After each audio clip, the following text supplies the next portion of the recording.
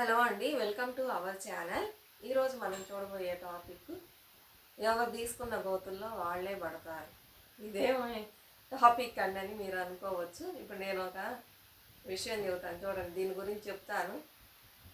దానికి ఆ స్టోరీ చూశారనుకోండి మీకే కరెక్టేనండి మీరు చెప్పింది అంటారు.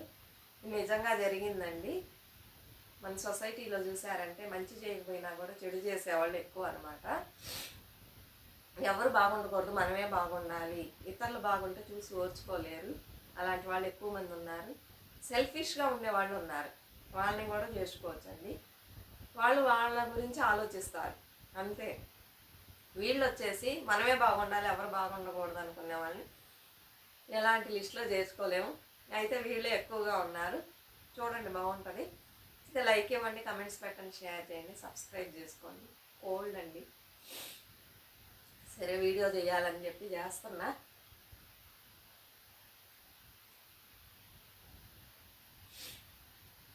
ఈ మధ్య పెద్దగా వీడియోస్ పెట్టట్లేదండి. ఫోన్ కింద పడిపోయి ఇదైపోయిందనమాట, సరిగ్గా పని లేదు, రిపేర్కి ఇచ్చాము, అందువలన వీడియోస్ పెట్టలేకపోతున్నా. చూడండి, అన్నీ బాగుంటాయి, అయితే కొన్ని వీడియోస్ బాగా బాగుంటా. చూడండి, బాగుంటాయి, సరేనా? సపోర్ట్ చేయండి. ఒక మిడిల్ క్లాస్ ఫ్యామిలీ ఉంటుందండి. వాళ్ళకి ఇద్దరు పిల్లలు, ఒక అబ్బాయి ఒక అమ్మాయి అనమాట. చదువు అయిపోయింది, పెళ్లి చేద్దామని చెప్పి చూస్తూ ఉంటారు. అప్పుడు ఏమైందంటే ఒక ఫోటో ఒకళ్ళ చేతికి వెళ్ళిద్ది అనమాట. వాళ్ళు బాగా ఉన్నవాళ్ళు. అబ్బాయికి ఈ అమ్మాయిని చూడగానే బాగా నచ్చిపోయిద్ది అనమాట. అమ్మ, నేను ఈ అమ్మాయినే చేసుకుంటాను. అయితే వాళ్ళు పెద్దగా ఏం చేయలేరురా, మిడిల్ క్లాస్ కంటే తక్కువ ఇదిలో ఉన్నారు, ఏం చేస్తారు, మీకు ఒక ఇదన్నా కూడా సపోర్ట్ చేయలేరు అని చెప్తే, ఏమ్మా ఇంత ఆస్తి పెట్టుకొని ఉన్నాం, వాళ్ళు ఎన్నా సపోర్ట్ చేసేది, నాకు ఈ అమ్మాయే నచ్చింది, ఈ అమ్మాయినే చేసుకుంటానని కూర్చుంటాడు. వేరే దారి లేక ఏం చేస్తారు, సరే వస్తామని చెప్పి పిల్లల్ని చూడడానికి వెళ్తారు. అప్పుడు అమ్మాయి తరపున కొంతమంది బంధువులను పిలుస్తారు. వీళ్ళు కొంతమంది బంధువులను తీసుకొని వెళ్తారు. ఇది ఆనవాయితీ కదండి, చూస్తారు. చూడగానే వాళ్ళ బంధువుల్లో ఒకళ్ళు అనమాట ఈ అబ్బాయి ఫ్యామిలీ గురించి అడిగితే వీళ్ళన్నీ చెప్పేస్తారు, కల్మషం లేకుండా. బాగున్నవాళ్ళు, అబ్బాయి మంచి జాబ్ చేస్తున్నాడు, అది ఇది అని చెప్పగానే వాళ్ళకి ఆశ వచ్చేసి ఈ సంబంధం ఎలాగన్నా మన అమ్మాయికి కుదుర్చుకుందామని చెప్పేసి ఎలాగైనా ఇది చెడగొట్టాలనుకుంటారు మనసులో. వాళ్ళు వచ్చి చూస్తారు, ఈ అమ్మాయి అబ్బాయికి నచ్చింది. వాళ్ళకి పెద్దగా ఇంట్రెస్ట్ లేదనమాట తల్లిదండ్రులకి, వాళ్ళకి. అయితే అబ్బాయికి నచ్చింది అన్నాడు అని చెప్పేసి ఒప్పుకుంటారు. సరే చూసుకోండి, మంచి రోజు పలానా రోజున మనం ఎంగేజ్మెంట్ పెట్టుకుందాం అని అన్నీ మాట్లాడుకొని వెళ్తారు. వీళ్ళు ఇంకా పనులు చేస్తూ ఉంటారు ఈ అమ్మాయి తరపులు. ఒక మండపానికి కూడా డబ్బులు కట్టేస్తారు. అన్నీ చేస్తున్నప్పుడు ఒక 2 రోజులు, 4-5 రోజులు అలా ఉన్నప్పుడు ఫోన్ వచ్చింది. లేదండి, సంబంధం వద్దు మాకు అంటారు. ఎందుకంటే లేదు, మేము 2-3 చోట్ల జాతకాలు చూపించాము, కలవదనేసారి చేయకూడదన్నారు, అందుకని మాకు వద్దంట. అదేంటండి, మండపానికి డబ్బులు ఇచ్చాము, ఊరంతా చెప్పాము, ఈ టైంలో అలా చేస్తే ఎలా అంటే, వీళ్ళు ఏం చేయలేమండి, మా బాగా తెలిసిన వాళ్ళు చేసుకోకూడదంటే చేసుకోకూడదని చెప్పారు, అందుకని అనగానే పాపం ఏడుస్తారు. ఇంత డబ్బు ఖర్చు పెట్టాము, మళ్ళీ మన అమ్మాయికి ఇవన్నీ మనం చేయగలమా, ఒక్కసారి చేసేదే మనకు కష్టమే, ఇలా చేశారే అని చెప్పేసి ఏడుస్తారు. వాళ్ళ తరపు వాళ్ళు వచ్చి కొంతమంది వీళ్ళని పోట్లాడి వెళ్తారు, ఇలా అన్నీ చేయకూడదు, తప్పు, వాళ్ళే ఎక్కడో అప్పు చెప్పులు చేసి చేస్తున్నారు, ఇలా చేస్తారా అని అది చేసి వెళ్ళిపోతారు. చూడరా, దీనికి అప్పు చెప్పులు చేశారంటే ఇంక వాళ్ళు ఏం చూస్తారని చెప్పేసి ఇలా చేయడానికి కారణం ఏమంటే, ఒక బంధువులు వాళ్ళు వచ్చారన్నాం కదా, వాళ్ళు ఏం చేస్తారు, వీళ్ళని కలిసి మా అమ్మాయి కూడా బాగుంటుంది, మేము సూపర్గా అన్నీ చేస్తాము, కారు ఇస్తాము, ఇల్లు ఇస్తాము, నగలు వేస్తాము, అన్నీ చేస్తాము, మీరు మా అమ్మాయిని చూడండి అని ఫోటో చూపిస్తే ఆ అమ్మాయి కూడా బాగానే ఉంటుంది. ఇంక ఈ అబ్బాయిని మెల్లగా బ్రెయిన్ వాష్ చేస్తారు. రే, ఈ అమ్మాయి చూడు, ఈ అమ్మాయి కూడా సూపర్గా ఉంది, వాళ్ళ చుట్టాల అమ్మాయే, వాళ్ళ దగ్గర ఏం లేదు, వీళ్ళ దగ్గర అన్నీ ఉన్నాయి, చేసుకోరా అని చెప్పి మెల్లమెల్లగా రోజు, లేదమ్మా నాకు ఆ అమ్మాయి నచ్చిందంటే నువ్వు ఒకటి, ఈ అమ్మాయి కూడా బాగుంది చూడు అని చెప్పేసి ప్రతిరోజు 10 రోజులు కూర్చోబెట్టి చెప్పగానే సరైన అబ్బాయి కూడా ఒప్పుకుంటాడు. ఒప్పుకోగానే ఇంకా ఎంగేజ్మెంట్ డేట్ ఫిక్స్ చేసుకుంటారు. తర్వాత ఈ అమ్మాయిలు ఫస్ట్ చూసారు, వాళ్ళకి తెలిసింది మీ బంధువుల అమ్మాయినే చూసుకుంటున్నారంట, రేపు ఎంగేజ్మెంట్ అంట, మిమ్మల్ని పిలవలేదంటే లేదంటారు. అప్పుడు వీళ్ళకి అర్థమైంది, మనం అన్ని విషయాలు చెప్పగానే వీళ్ళు కుదుర్చుకున్నారని, సరే పోని వాళ్ళే బాగుందని వదిలేస్తారు. తర్వాత ఇంకా కొన్ని సంబంధాలు వస్తాయి, అందులో ఇంకొక మంచి సంబంధం వచ్చింది. వాళ్ళు చెప్తారు మీ అమ్మాయి బాగా నచ్చింది, మీరు డబ్బు లేకపోయినా కూడా మంచి పద్ధతిగా ఉన్నారు, బాగా ఇచ్చారు మీ అమ్మాయి, విచారించాము మంచి అమ్మాయి అన్నారు, మాకు జాలు, మాకు బోల్డ్ ఆస్తి ఉన్నది జాలు అని చెప్పి ఈ అమ్మాయిని కుదుర్చుకుంటారు అనమాట. ఈ అమ్మాయికి మంచి సంబంధం దొరికింది. సరేనా, అక్కడ వాళ్ళ ఎంగేజ్మెంట్ ముగించుకొని పెళ్లి చేసుకుంటారు. ఈ అమ్మాయికి పెళ్ళి అయిపోయింది. ఈ అమ్మాయి అత్తగారికి వెళ్ళింది, బాగా చూసుకుంటున్నారు. ఆ అమ్మాయి ఏమంటే అక్కడ పెళ్ళైంది కదా, బాగా ఇచ్చి దండిగా ఇచ్చి చేశారు కదా, పిల్లగానే కాలు మీద కాలు వేసుకొని కూర్చోవటం, నిద్రపోవటం, ఇష్టానికి లేవడం, ఫ్రెండ్స్తో తిరగటం, ఇంట్లోనే ఉండదు, ఎప్పుడు చూసినా కారు తీసుకొని వెళ్ళిపోయింది అనమాట ఫ్రెండ్స్తో తిరగడానికి. ఫోన్లు వస్తూ ఉంటాయి.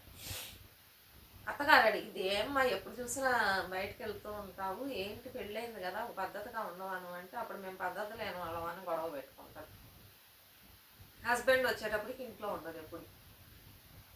రేపు సండే మనం బయటకు వెళ్దామని చెప్పాడు అనుకోండి, లేదు నేను నా ఫ్రెండ్స్తో వేరే చోటకి వెళ్తున్న వాళ్ళకి నేను వాకింగ్ చేశాను, అదని కుదరదు, మీరు ఇంకోసారి చూసుకుందామని నాకు ముందుగా చెప్పాలి, అప్పుడప్పుడు చెప్పకూడదు. ఇలా చెప్పి పెళ్ళైనా ఒక సంతోషం లేదనమాట అబ్బాయికి. ఇంట్లో వాళ్ళని టార్చర్ చేసేది, ఒక్క పని చేయదు, ఏమీ చేయదు, పని చేయకపోయినా పర్వాలేదు, ఇంట్లో ఉంటుందంటే ఇంట్లో ఉండదు, లేవడం, తినటం, ఎక్కడ పడితే అక్కడికి వెళ్ళటం, రావటం, అస్సలు చెప్పిన మాట వినదు. వీళ్ళు ఫోన్ చేస్తారు వాళ్ళ అమ్మోళ్ళకి, మీ అమ్మాయి అసలు మేము చెప్పిన మాట వినడంలా మమ్మల్ని చాలా టార్చర్ చేస్తుంది, మీరేమన్నా మంచి అమ్మాయి అది ఇది అని చెప్పి చేశారు, మీ అమ్మాయి అసలు అలా లేదు, ఎప్పుడు చూసినా బయట తిరుగుతుంది, మా పరువు ఏమవ్వాలని అడుగుతారు.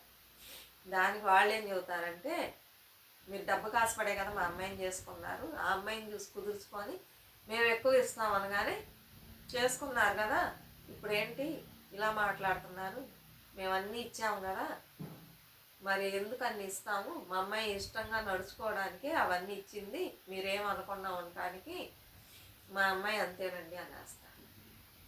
ఇంకేం చేయాలి తెలియదు, ఎంత చెప్పినా కూడా అమ్మాయి అన్నదన్నమాట. ఎలా పడితే అలా మాట్లాడటం, ఎలా పడితే అలా బిహేవ్ చేయటం, ఇలా చేస్తూ ఉంటారు. ఇంకేం చేయాలి వీళ్ళకి తెలియదు. ఇప్పుడు ఈ స్టోరీ నుంచి మీకేం తెలుస్తుంది, ఒక అమ్మాయిని చూశారు, కుదుర్చుకున్నారు, అన్నీ చేశారు, ఎంగేజ్మెంట్ డేట్ కూడా దగ్గరకు వచ్చింది, వాళ్ళు పాపం పేదవాళ్ళు, అప్పులు చేసి అన్నీ చేసి మండపానికి డబ్బులు కట్టి బట్టలు కొనుక్కొని అన్నీ చేస్తే వాళ్ళని అలా చెప్పి ఆ డబ్బు కూడా తిరిగి ఇవ్వాల వీళ్ళు. ఆ మనస్తత్వం కూడా, మంచితనం కూడా లేదనమాట వీళ్ళ దగ్గర. వాళ్ళు ఏం చేస్తారు పాపం, మళ్ళీ ఇంకోటి చేసుకోవాలంటే వాళ్ళకి కష్టం కదా అని అనుకోకుండా అలా చేశారు. అలా చీట్ చేసి ఇలా పెళ్లి చేసుకోవడం వల్ల ఏమైంది వీళ్ళ లైఫ్.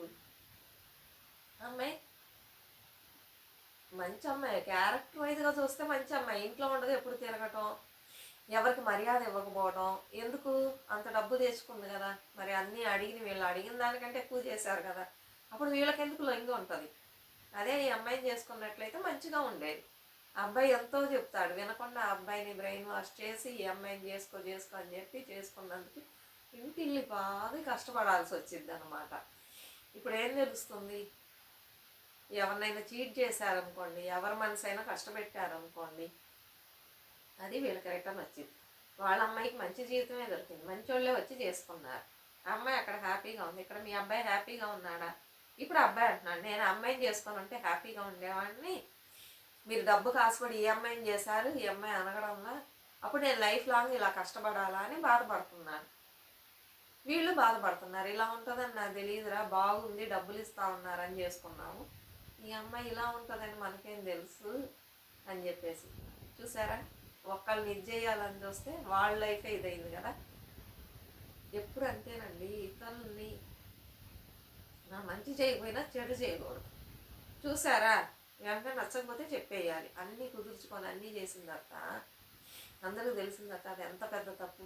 వీళ్ళు లైఫ్ లాంగ్ ఈ అమ్మాయితో బాధపడుతూనే ఉన్నారు. అదే వాళ్ళు తవ్వుకున్న గోతిలో వాళ్ళే పడిపోయారు, అంతేనా, వాళ్ళు తవ్వుకున్న గోతిలో వాళ్ళే పడిపోయారు. చెప్తారు కదా మన పెద్దవాళ్ళు, ఇతరులకు గొయ్యిదవ్య అంటే నువ్వే పడతావు అందులో. ఒకళ్ళంటే ఎవరో నచ్చని వాళ్ళు ఉన్నారంట పక్కింటి వాళ్ళు, ఎప్పుడు తరచుగా గొడవలు అవుతూ ఉంటాయంట, వీళ్ళని ఎలా అయినా మనం ఇది చేయాలని చెప్పేసి నైట్లో వాళ్ళ అదే ఇద్దరిళ్ళకి మధ్యన పెద్ద ఒక గొయ్యి తవ్వి పెడతారంట, ఇటు వచ్చినప్పుడు పడని ఇందులో ఇదే వీళ్ళకి పనిష్మెంట్ అని చెప్పేసి సరే అని గొయ్యి తవ్వి పెట్టారంట. పొద్దున్నే చూస్తే వాళ్ళ ఇంట్లో వాళ్ళే ఎవరు చీకట్లో తెలియకుండా బయటకు వచ్చేసి అందరు కల్లాపు జల్లుదాం ముగ్గులు వేద్దామని వస్తారు కదా, అలా వాళ్ళకంటే ముందు వీళ్ళు లేచారు. చీకట్లో తెలియకుండా వెళ్ళి ఆ గోతులో పడిపోయి కుయ్యో మయ్యో అంటే దెబ్బలు తగిలింది, చెయ్యి ఇరిగింది, కాలు ఇరిగింది గోతులో పడి. అలా చెయ్యొచ్చా? చూసారా, వాళ్ళ తవ్విన గోతులు వాళ్ళే పడ్డారు. ఇలా మన పెద్దవాళ్ళు చెప్పే సామెతలు కానీ అన్నిటికీ ఒక అర్థం ఉంటుందండి, ఊరికే చెప్పరు. ఇతరులకు చెడు చేయాలని మనం ఎప్పుడు అనుకోకూడదు. వాళ్ళ మనసు ఆ రోజున ఎంత కష్టపడి ఉంటుంది, ఎంత వేదన అనుభవించి ఉంటారు, ఎంత ఏడ్చి ఉంటారు. ఆ శాపం ఆ పాపం అన్నీ తగిలింది కదండి, ఇప్పుడు అనుభవిస్తున్నారు. అందుకని మనం ఎవరికి చెడు చేయొద్దండి, మంచి చేయకపోయినా పర్వాలేదు, చెడు అనేది మాత్రం చెయ్యకూడదు. అదే నేను ఇప్పుడు మీకు చెప్పొస్తుంది. ఇది చూసారనుకోండి, అమ్మో ఇలా అన్నీ జరిగిద్దా, నిజంగా జరిగిద్దండి. అది తొందరగా జరిగిద్దా లేట్గా జరిగిద్దా తెలియదు కానీ తప్పకుండా జరిగిద్ది అనమాట. పాపం ఎవరిని వదలదు. అందుకని మనం ఎవరి జోలికి వెళ్ళొద్దు, ఎవరికి ఏం చేయొద్దు. మన వల్ల వీలైతే సహాయం చేద్దాం, లేకపోతే కూర్చుందాం. ఇది చెప్పాలనే, ఇది నిజంగా జరిగిందండి, అందుకే మీతో షేర్ చేస్తున్నా. నచ్చితే సపోర్ట్ చేయండి. మరొక మంచి వీడియోతో మళ్ళీ కలుద్దాం. అంతవరకు బాయ్ ఫ్రెండ్స్.